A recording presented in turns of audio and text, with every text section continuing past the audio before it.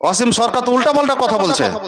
Position অনুযায়ী আজকে অসীম সরকারকে বলে দিতে চাই, আজকে অসীম সরকারকে এটা ঘোষণা দিচ্ছি এই মঞ্চে থেকে, যে তোমার মতো কুলাঙ্গার, তুমি ধর্ম সম্বন্ধে কিছু জানো না, তোমার ধর্মীয় সম্বন্ধে তোমার কিছু নলেজ নেই, ইসলাম সম্বন্ধে দূরে থাক, ইসলাম সম্বন্ধে কোরআন সম্বন্ধে তোমার তো এটা দূরেকার ব্যাপার, তোমার নিজের ধর্ম সম্বন্ধে তোমার নিজের জ্ঞান নেই।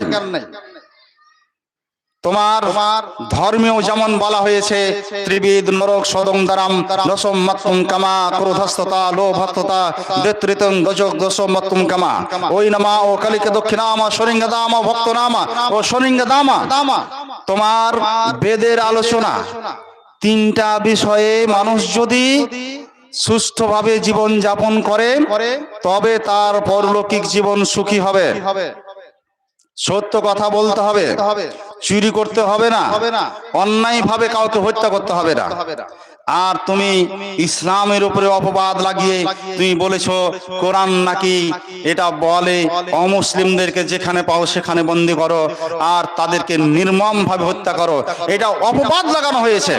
তুমি যদি আমাকে মারতে আসো, তুমি যদি ইসলামের উপরে জুলুম করো, তুমি যদি মুসলমানদের উপরে জুলুম করো, তোমার মতো দাঙ্গাকারীরা যদি দাঙ্গা করে, আমার মতো হযরত আলী রেডি থাকবে তোমার সঙ্গে বাদ প্রতিবাদ করার জন্য, তোমার সঙ্গে যুদ্ধ জিহাদ করার জন্য, তোমার মতো কুলাঙ্গারদের জন্য হযরত আলী প্রস্তুত থাকবে, রেডি থাকবে।